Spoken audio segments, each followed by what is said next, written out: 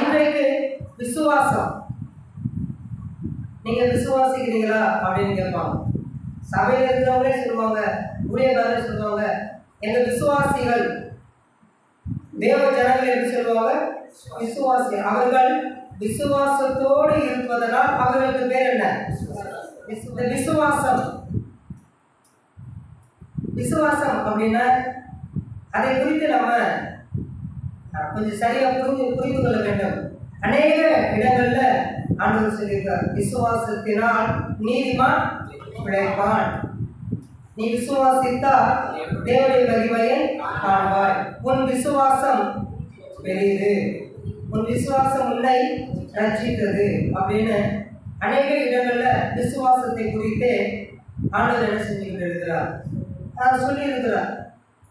அந்த விசுவாசம் அப்படிங்கிற காரியத்துக்குள்ள போவதற்கு முன்பாக இந்த உலகத்தில் நடக்கிற காரியத்தை குறித்து என்றைக்காவது ஒரு நாள் நீங்கள் சிந்தித்து பார்த்திருக்கிறீர்களா? எல்லாமே கலப்படம். இது எல்லாம் எதுக்கு நடக்குது நீங்க சிந்திச்சு பார்த்துக்கிறீங்களா? நீங்க ஒரு காரியத்தை வேண்டிக் கொள்கிறீர்கள், அது உடனே உங்களுக்கு கிடைக்கிற காரணம் என்னன்னு தெரியுமா? ஏன் என்றால் லூக்கா 18ஆம் அதிகாரம் 8வது வசனத்தை ஒரு வாசிங்க.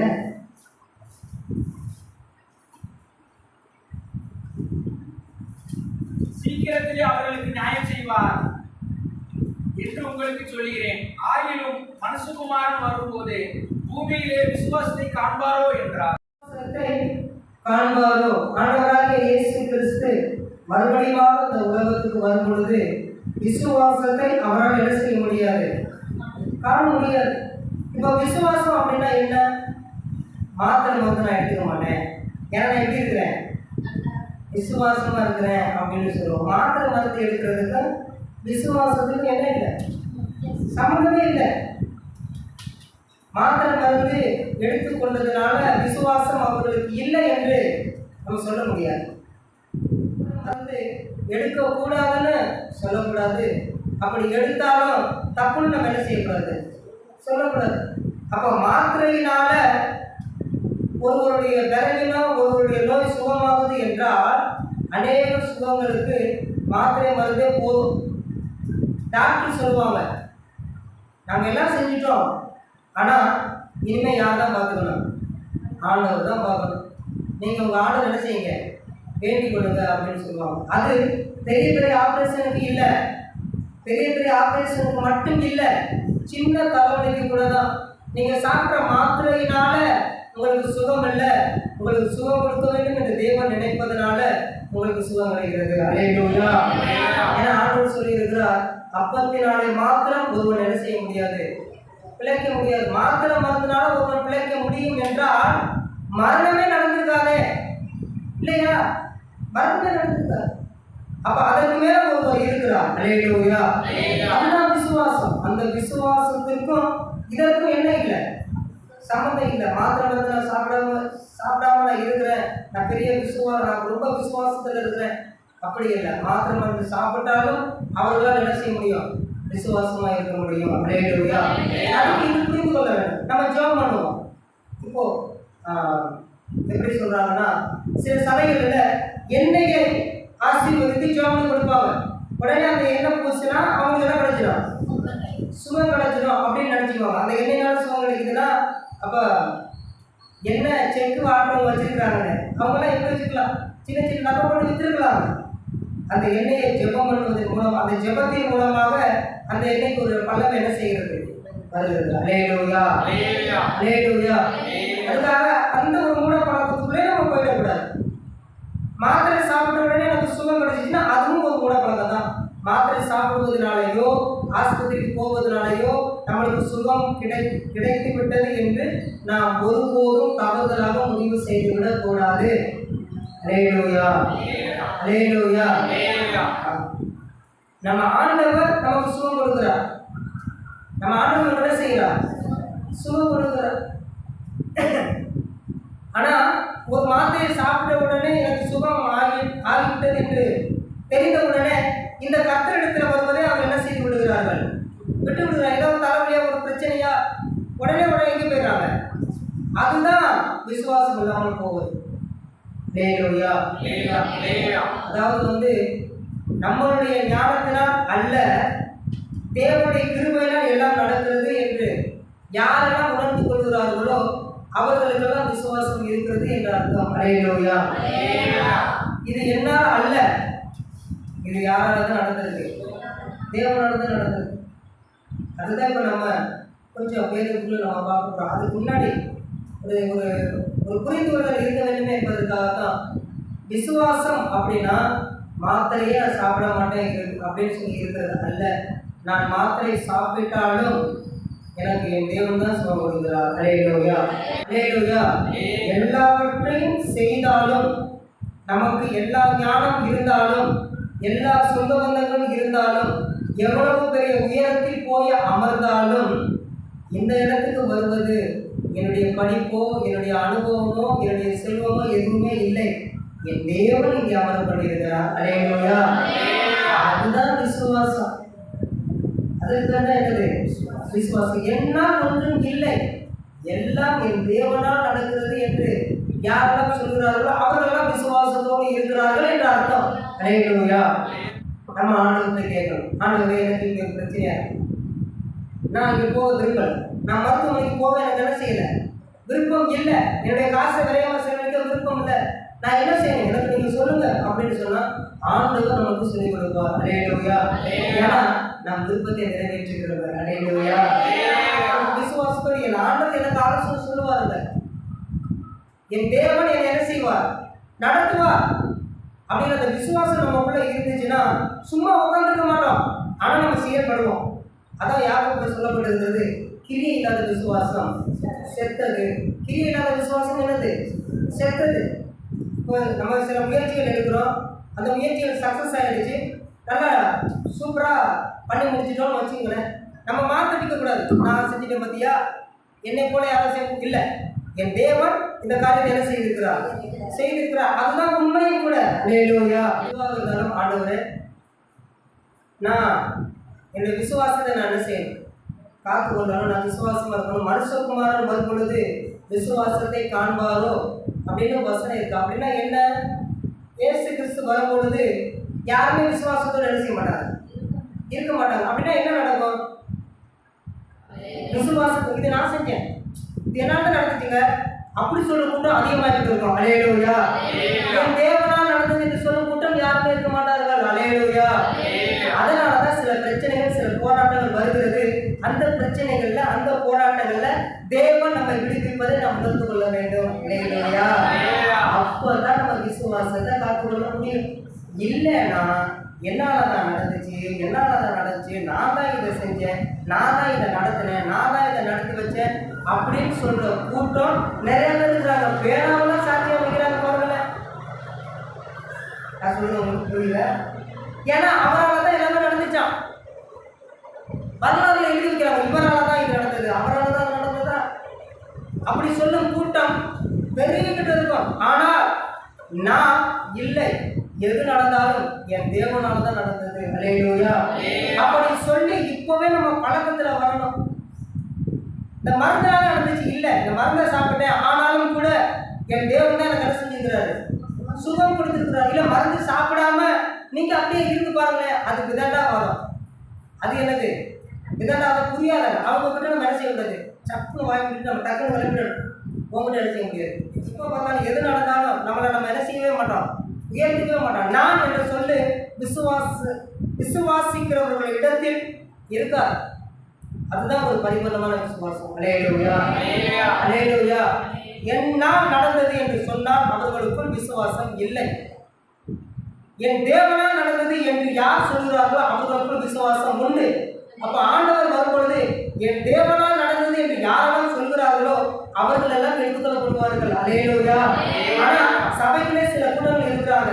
ஆண்டவர் சொல்றார், வயல்ல 2 பேர் இருப்பாங்க, ஒருவர் எடுத்துக்கொள்ளப்படுவார்கள், ஒருவர் என்ன செய்யப்படுவார்கள், கைவிடப்படுவார். அப்ப கைவிடப்பட்டது என்ன சொல்லிட்டு இருந்திருப்பாரு, நான் தான் இந்த சபை கட்டினேன், நான் தான் இந்த குடும்பத்தை கொடுத்தேன் அப்படி சொல்லிட்டு இருப்பாரு.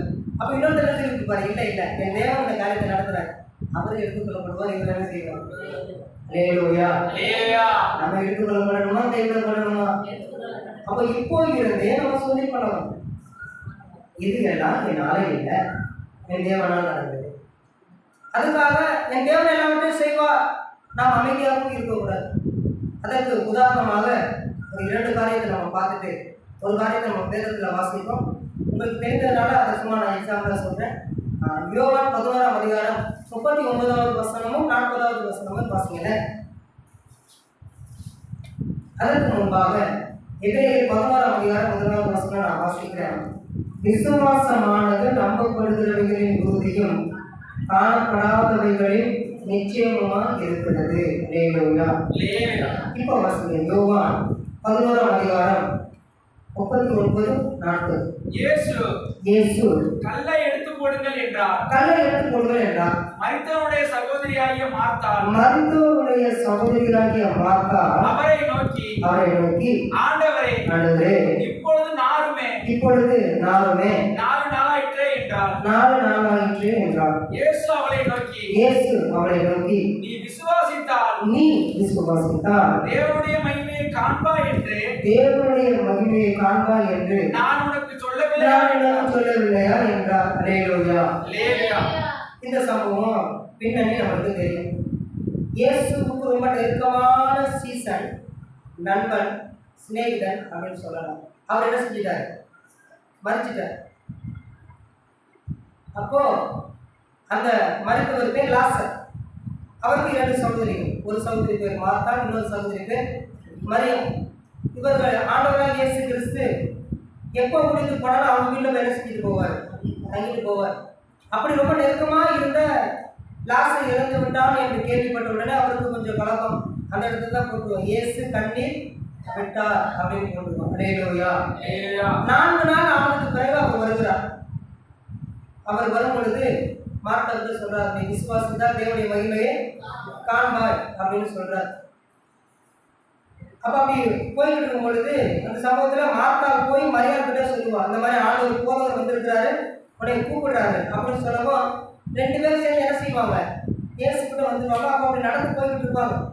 அப்போ போகும்போது இயேசுவுக்கு தெரியும் அவர் என்ன செய்ய போறா, மரித்த லாசரே உயிரோட அவர் என்ன செய்ய போறாரு? எழுப்ப போறார். இது அவருக்கு தெரியுமா தெரியாது? தெரியும். அப்ப இவர் போறார். போகும்போது அங்கே நிற்கிற மக்களை பார்த்து சொல்கிறார், அந்த கல்லை என்ன செய்யுங்க? எடுத்து கொடுங்க, புரட்டி கொடுங்க அப்படின்னு சொல்றார்.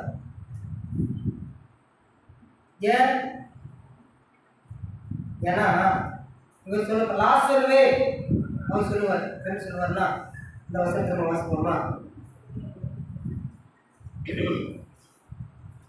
41வது வசனத்துல பின்பகு, பிதாவே நீர் எனக்கு செவி கொடுத்தபடியினால் உண்மை ஸ்தோத்திரிக்கிறேன்.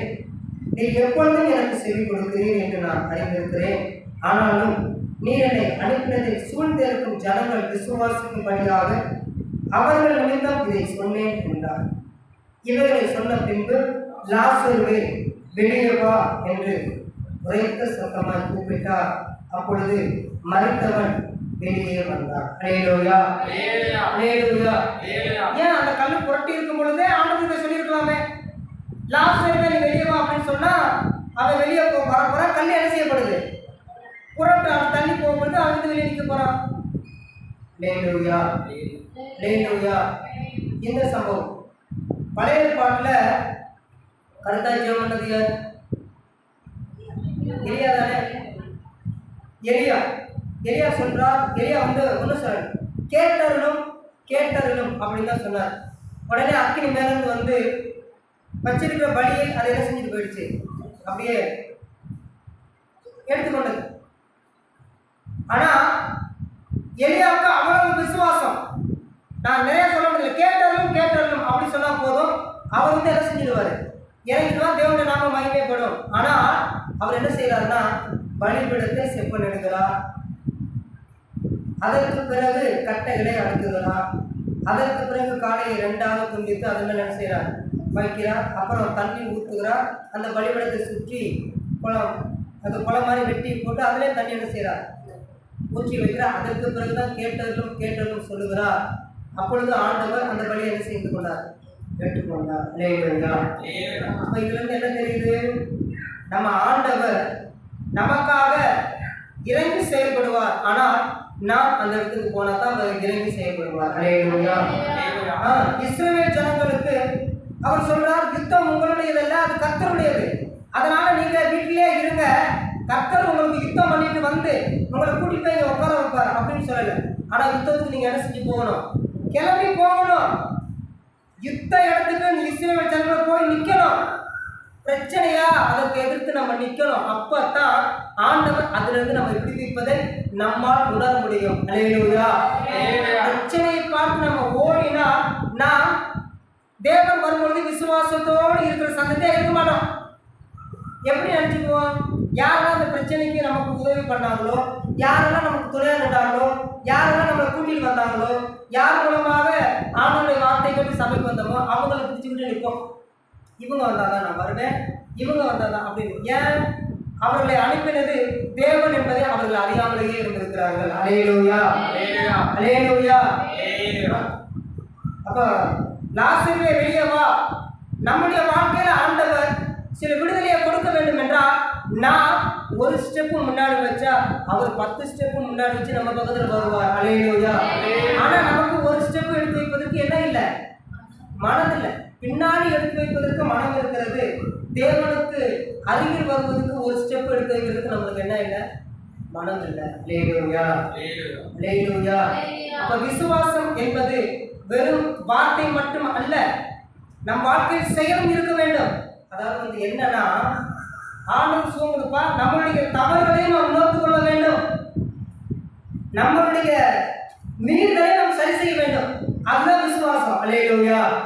கிரியை இல்லாத விசுவாசம் செத்தது என்றால் ஆண்டவர் என்னை விடுவிப்பார், ஆண்டவர் உன்னை விடுவிப்பார்ப்பா. விடுவிப்பதற்கான கிரியை உன்னிடத்தில் இருக்க வேண்டுமே. அந்த கிரியைகளை தான் ஆண்டவர் நம்ம கிட்ட எதிர்பார்க்கிறார். அல்லேலூயா. நான் விசுவாசிக்கிறேன், எல்லாருமே விசுவாசிக்கிறாங்க. அந்த விசுவாசம் இருக்கிறதுனால தான் நைட்டு தூங்கி காலையில எழுந்து நான் அந்த வேலை பார்ப்பேன், இந்த வேலை பார்ப்பேன் அப்படிலாம் சொல்றது அந்த விசுவாசம் தான்.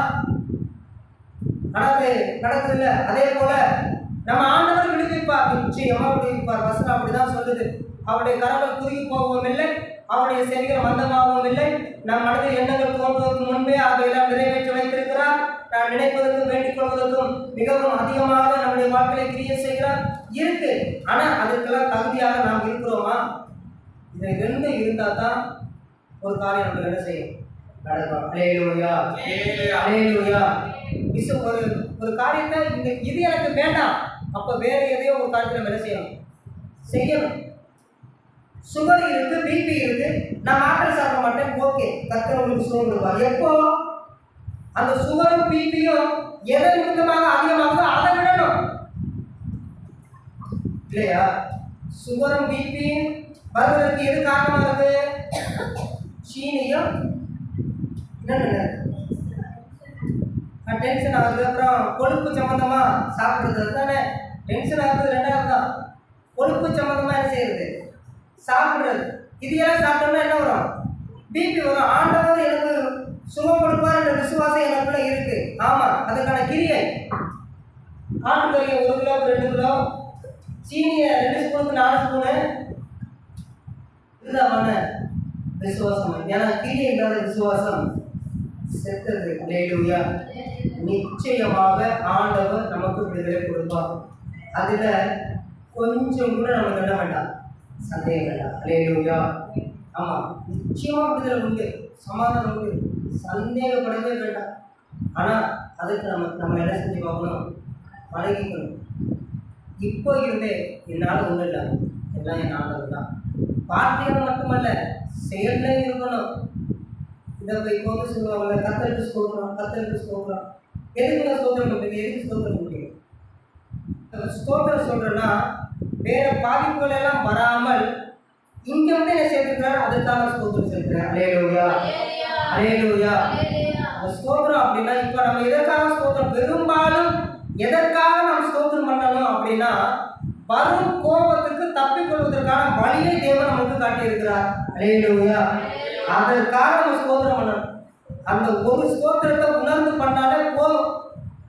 ஏன்னா அக்கினிக்கு நேராக நாம் சென்று கொண்டிருந்த நம்மை ஜீவனுக்கு நேராக, நித்தியத்துக்கு நேராக வரும் வழியை ஆண்டவர் காட்டியிருக்கிறார். அல்லேலூயா.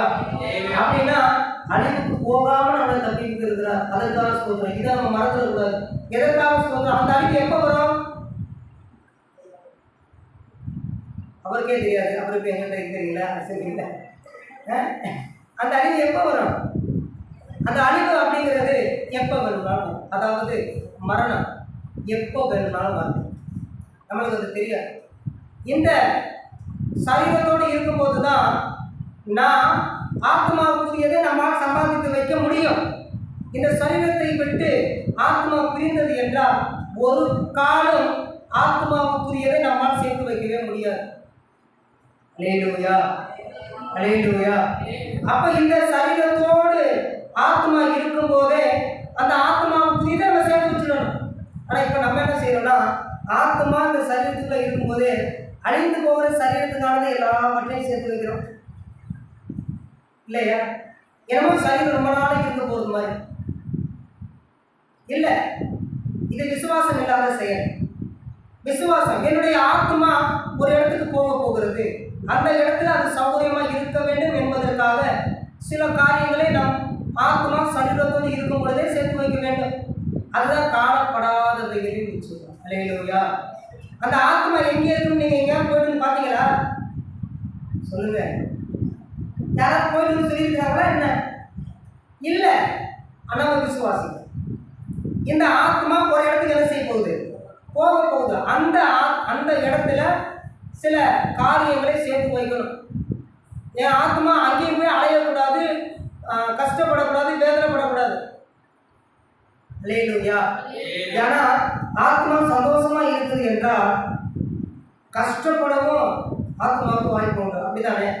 ஒரு ஆத்மா ரொம்ப சந்தோஷமா இருக்குன்னா இன்னொரு ஆத்மா கஷ்டப்படுவதற்கும் வாய்ப்பு இருக்கு அப்படின்னு அர்த்தம். அதாவது எப்படின்னா, அவர் ஏறினார் என்பதனாலே இதற்கு முன்பு அவர் இறங்கி இருக்கிறார் என்று அர்த்தம். அல்லேலூயா. அந்த மாதிரி வசனம் இருக்கு. அப்படின்னா ஒரு ஆத்மா சந்தோஷமா இருக்குன்னா அதே ஆத்மா கஷ்டப்படுவதற்கும் என்ன இருக்கு? வாய்ப்பு உண்டு. இதை நம்ம புரிந்து கொண்டு அந்த ஆத்மா சந்தோஷமா இருப்பதற்கு நம்ம முயற்சி செய்யணும். எப்போ? சரீரத்தில் இருக்கும் போதே. அப்ப அந்த சரீரத்தில் இருக்கும் பொழுதே சந்தோஷமா இருக்கணும்னா இந்த சரீரம் சில காரியங்களை செய்து அந்த மேன்மையை தனக்கு எடுத்துக்கொள்ள முயற்சி செய்யும். அப்பொழுது நம்ம கருத்திலிருந்து இல்லை, இந்த செயல் என் தேவனால தான் என்ன செஞ்சிருக்கு, நடந்திருக்குன்னு நம்ம சொல்லி பழகினால் மட்டுமே விசுவாசத்தோடு நம்ம இருக்க முடியும். அல்லேலூயா. நல்லா புரிஞ்சுக்குங்க. மனுஷகுமாரன் வரும் பொழுது விசுவாசத்தை காண்பாரோ என்றால் இந்த உலகத்துல எது நடந்தாலும் என்ன நடந்தாலும் என்னாலதான் நடந்துச்சு, நான் தான் கண்டுபிடிச்சேன், நான் தான் இதுக்கு தகப்பேன், நான் தான் இதை பண்ணினேன்னு சொல்லி திரிகிற கூட்டம் பெருகி இருப்பார்கள். அப்படின்னா எல்லாருமே பெருகி இருப்பாங்க. அது வசனம் என்ன தெரியுமா? கடைசி நேரத்துல அறிவு என்ன செஞ்சு போவோம்? பெருக்கு போகும். அல்லேலூயா. எல்லாரும் விஞ்ஞானிகள், எல்லாரும் அறிவாளிகள், எல்லாரும் கண்டுபிடிப்பாங்க. சின்ன சின்ன காரியத்துக்கு எதையோ கண்டுபிடிப்பாங்க. சொல்லுவாங்க, இது நானா கண்டுபிடிச்சேன், இது நானா செஞ்சாங்க சொல்லுவாங்க. இல்லை என்றால் விசுவாசம் இல்லாமல் எல்லாம் தனக்குரியதாக சொந்தமாக்கி கொள்வார்கள்.